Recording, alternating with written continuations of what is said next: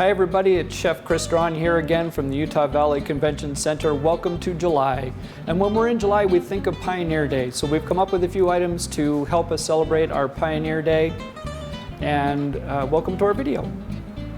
Today we're doing funnel cakes. And one of the important things I think that I've found with the funnel cakes is to make sure that when you mix your batter, to let it rest overnight instead of using it right away. It actually makes for a better dough and it comes out more consistent.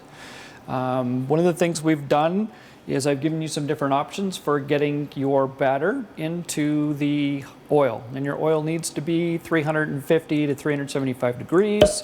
I have a pot of oil ready to go right here. I've got a handy dandy little squeeze bottle. This works really, really good for making your funnel cakes. If you don't have the squeeze bottle, I've got a disposable pastry bag.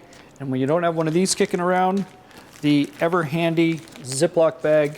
And I've just cut a hole into the end, and this works really good also.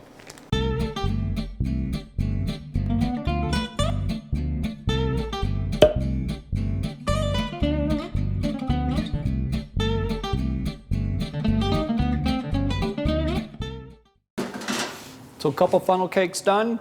You're going to want to remember to top those with a confectioner's sugar, powdered sugar. Serve these with a really nice fruit puree.